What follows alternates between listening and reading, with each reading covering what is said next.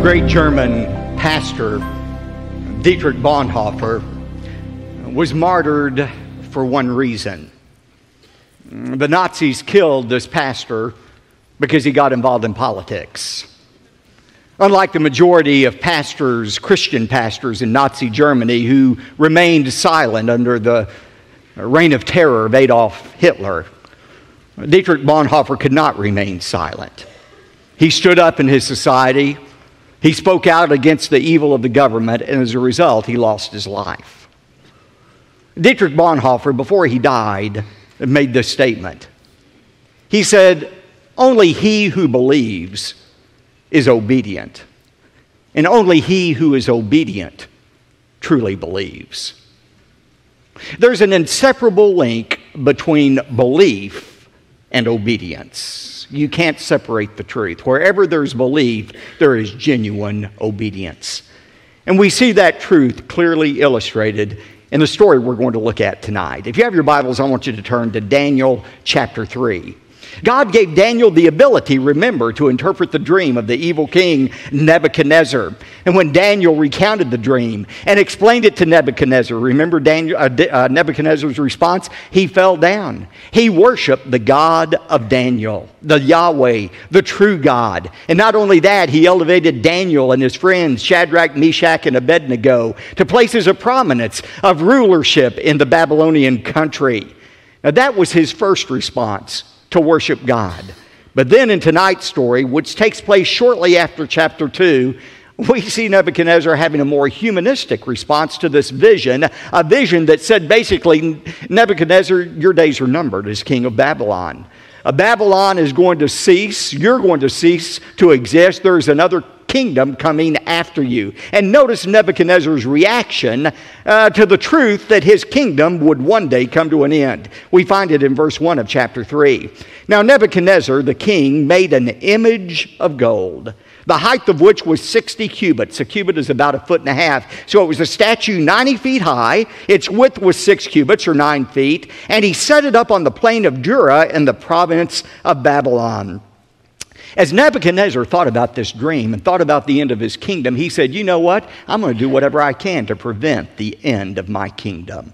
I'm going to take matters into my own hands. I'm going to see if I cannot somehow thwart the sovereign will of God. And Nebuchadnezzar's motivation in this was not religious or spiritual. He didn't want people to worship him as God. Instead, he wanted their political loyalty. He wanted people to bow down, kind of like saluting the flag, and pledge their allegiance to Nebuchadnezzar. That way, Nebuchadnezzar thought he could make sure that there was no rebellion against him that would cause him to lose the kingdom. Now, it's said that this statue, 90 feet high, 9 feet wide, was set up on the plain of Dura. Notice that in verse 1, the plain of Dura. Archaeologists have determined that this plain of Dura was 6 miles south of ancient Babylon. We were talking about archaeological evidence for the veracity of the Bible this morning. Some years ago, French archaeologist Julius Opère found on the plain of Dura a base, a large brick construction that was 45 square feet and 20 feet high that very well could have been the base of this great statue that was made of Nebuchadnezzar. Now, again, the reason for this statue was not spiritual, but political. Look at verse 2. Then Nebuchadnezzar, the king, sent word to assemble the officials of Babylon. That is, the satraps. They were kind of like city council members who governed over different provinces of Babylon. The prefects, the governors, the counselors. He brought them all up for the dedication of the image that Nebuchadnezzar had set up. And look at verses 4 and 6. Then the herald loudly proclaimed, "To you the command is given, O people, nations, and men of every language, that at the moment you hear the sound of the horn, the flute, the lyre, the trigon, the psaltery, the bagpipe, and all kind of music, you are to fall down and worship the golden image that Nebuchadnezzar the king has set up. But whoever does not fall down and worship shall immediately be cast into the midst of a blazing furnace." Now, verse 7. we find that the music is sounded. All of the instruments play. When the music starts, that's the cue for everyone to fall down and worship the image. And sure enough, verse 7 says, all fell down and worshiped the golden image that Nebuchadnezzar had set up. All except 3. We'll find out those 3 in just a moment. But just imagine the scene. You have hundreds of thousands of people, perhaps, on the plain of Jura. You have this mighty image that is set up. The instructions have been given. The music plays. Everybody immediately bows down. Only 3 people remain standing. Can't you hear the people who are bowed down looking up saying, psst, psst, down, down, down? But they wouldn't bow down before this image that had been set up. So notice the accusation that's made against these 3 in verse 8. For this reason, at that time, certain Chaldeans, that is, part of the king's court, these people who lived in southern Babylon, came forward and brought charges against the Jews, these 3 Jews who refused to bow down. Look at verses 10 to 12, what the charges were. They reminded in verses 10 and 11 Nebuchadnezzar of what he had ordered, and then look at verse 12. Here's the charge. This is what they said to Nebuchadnezzar. There are certain Jews whom you have appointed over the administration of the province of Babylon, namely Shadrach, Meshach, and Abednego.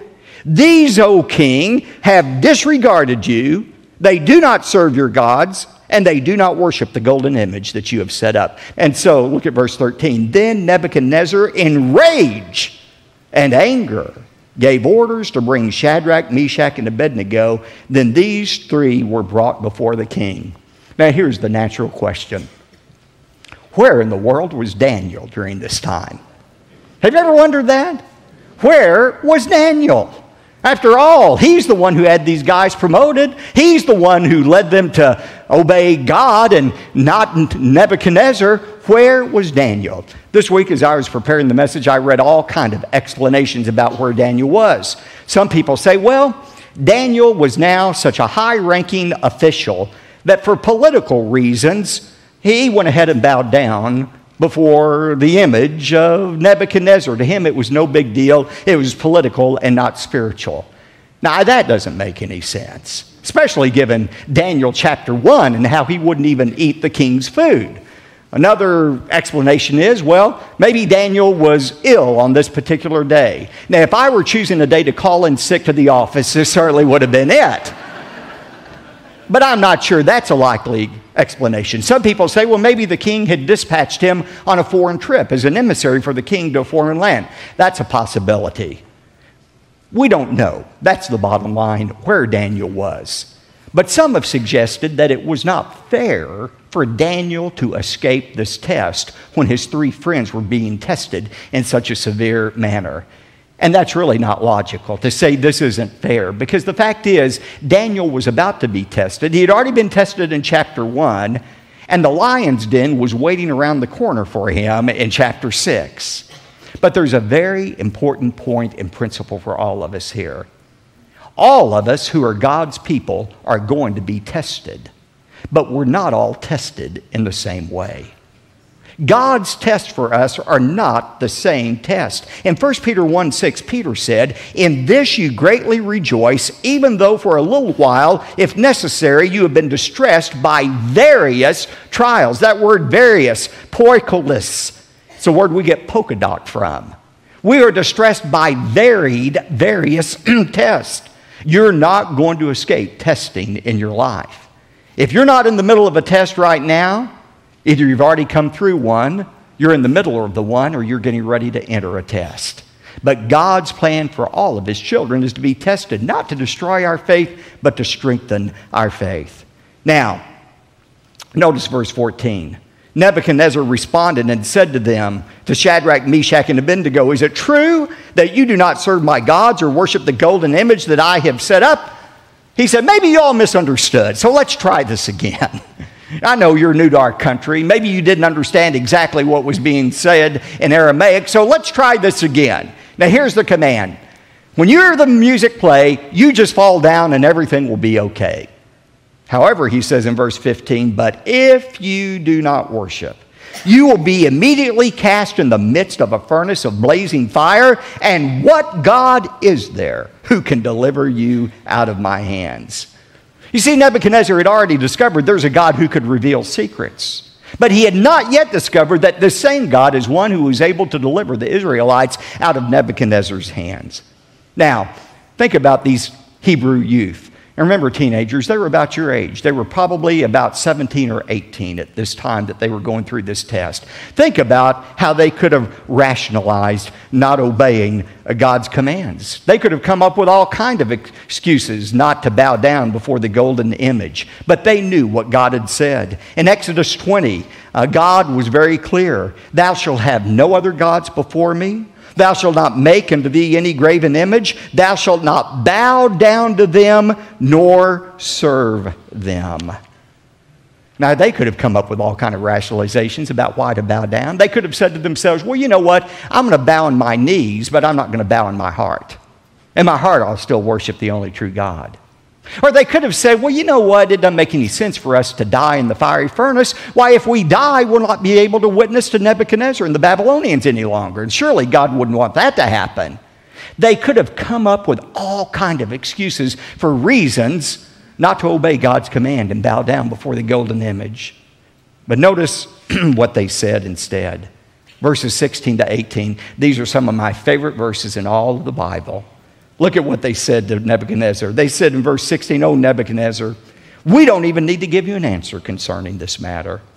If it be so, our God whom we serve is able to deliver us from the furnace of blazing fire, and he will deliver us out of your hand, O king."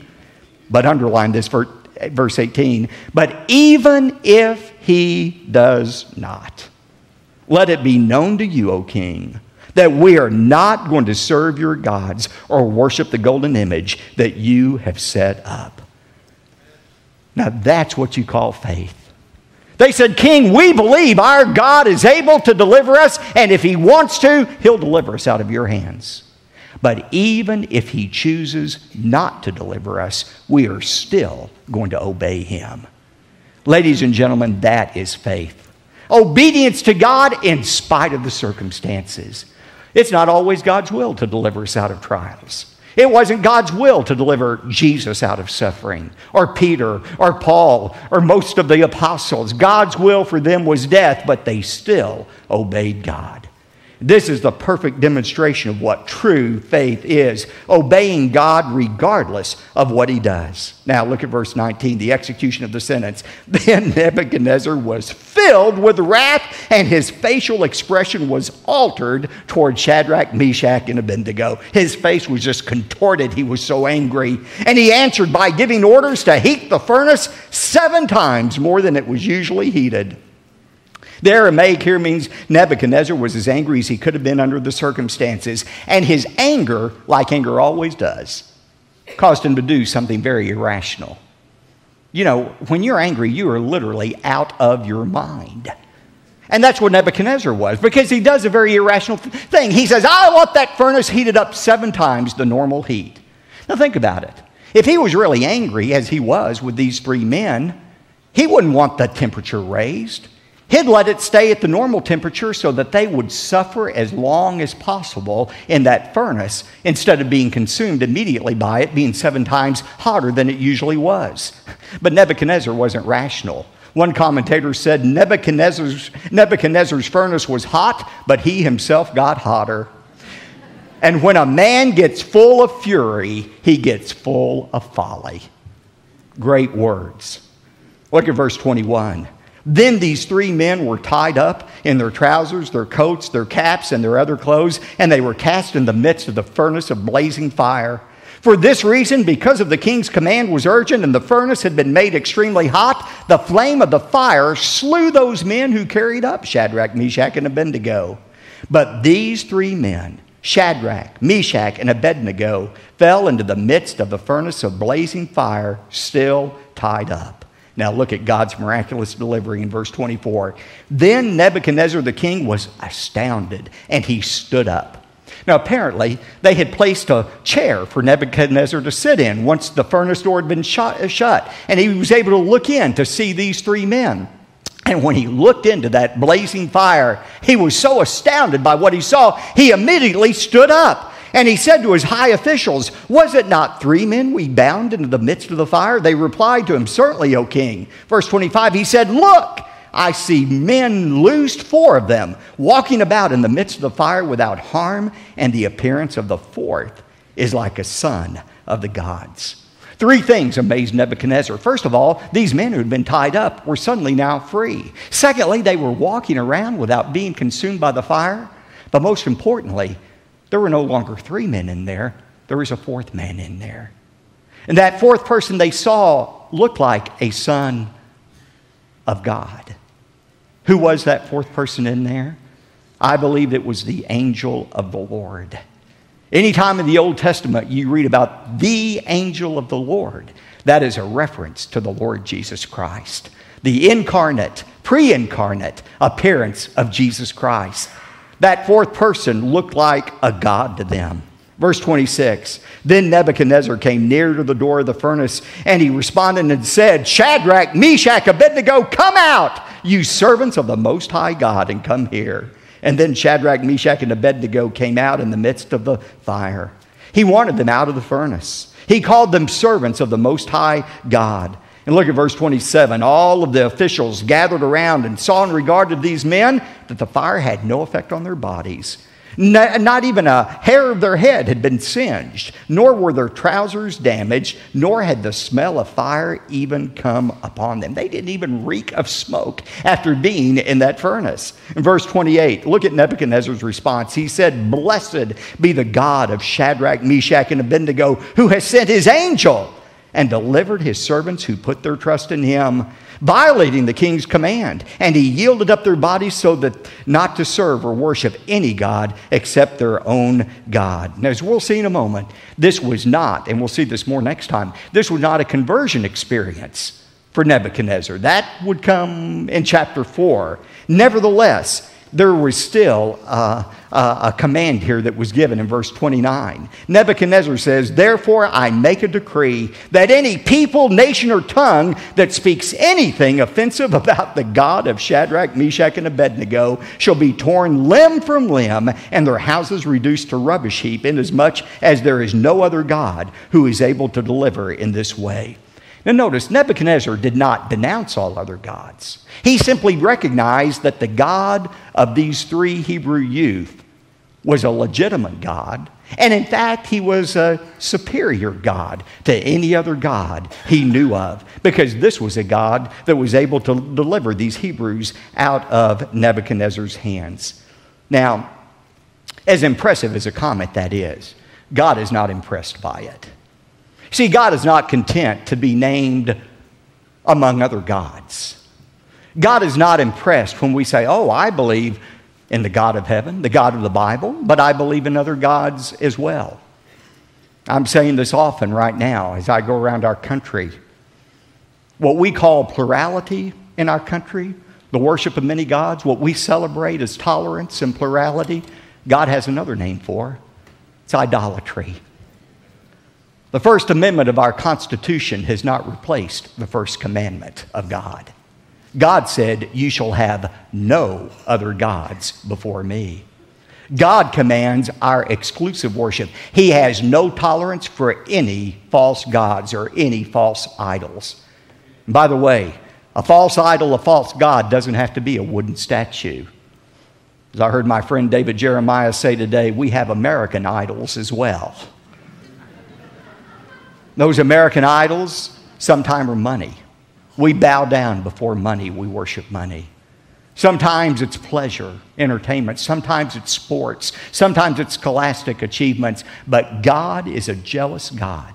He said, "You worship me exclusively." That's the kind of worship our God demands. Now, why is this story important? It's important for 3 significant reasons. First of all, this story sets the stage for Nebuchadnezzar's conversion in the most dramatic way we're going to see next time. But secondly, this story foreshadows God's protection of Israel. Just as God protected Shadrach, Meshach, and Abednego from the fiery furnace, so God would supernaturally protect Israel during these 70 years of captivity in Babylon. And God will continue to protect his people until the end of time. I was in New York this past week.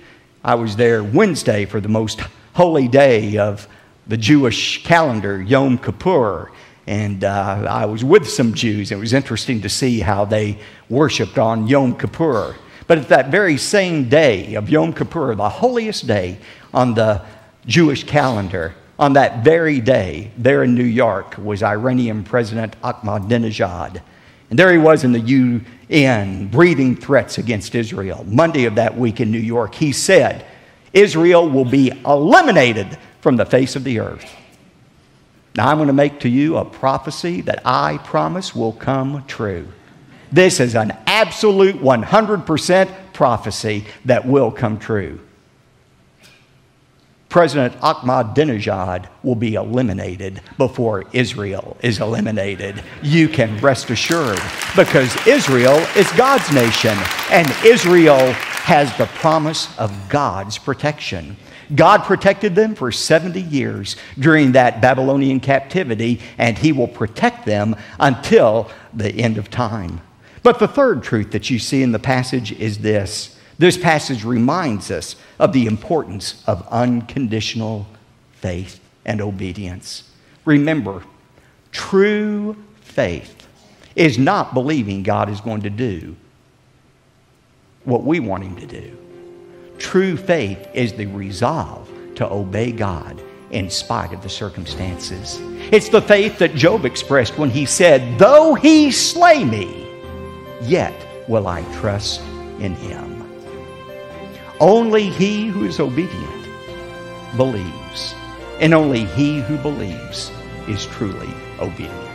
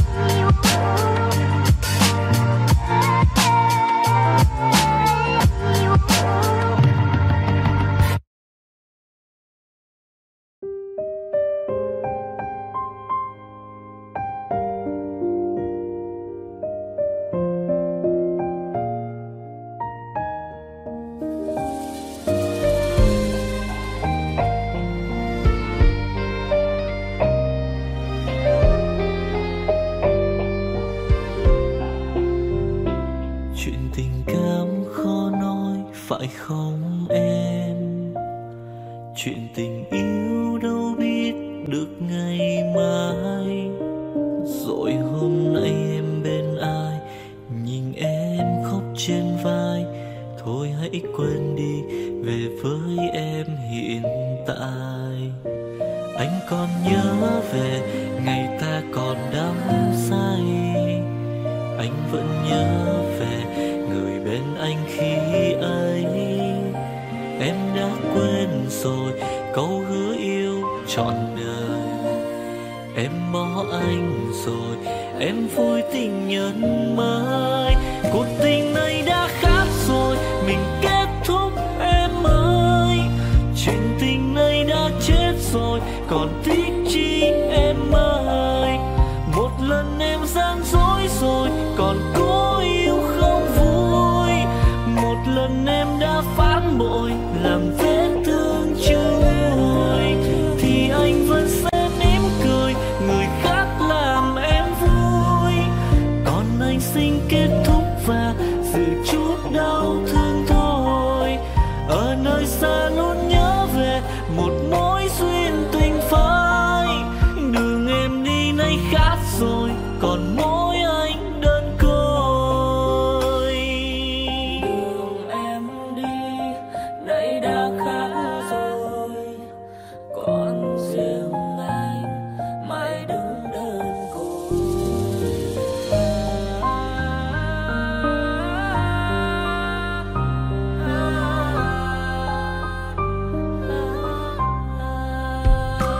Anh còn nhớ về ngày ta còn đắm say. Anh vẫn nhớ về người bên anh khi ấy. Em đã quên rồi câu hứa yêu trọn đời. Em bỏ anh rồi, em vui tình nhân mới. Cuộc tình này đã khác rồi, mình kết thúc em ơi. Chuyện tình này đã chết rồi, còn tiếc chi em ơi. Một lần em gian dối rồi, còn cố yêu không vui. Một lần em đã phản bội, làm vết thương chưa nguôi. Thì anh vẫn sẽ mỉm cười, người khác làm em vui. Còn anh xin kết thúc và giữ chút đau thương thôi. Ở nơi xa luôn nhớ về một mối duyên tình phai. Đường em đi nay khác rồi, còn mỗi anh đơn côi. Cuộc tình này đã khác rồi, mình kết thúc em ơi. Chuyện tình này đã chết rồi, còn tiếc chi em ơi. Một lần em gian dối rồi, còn cố yêu đâu vui. Một lần em đã phản bội, làm vết thương chưa nguôi.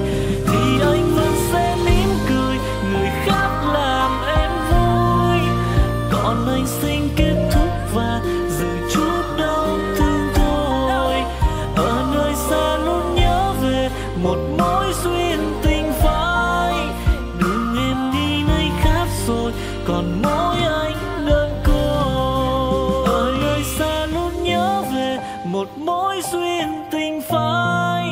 Đường em đi nay khác rồi, còn mỗi xin anh thôi.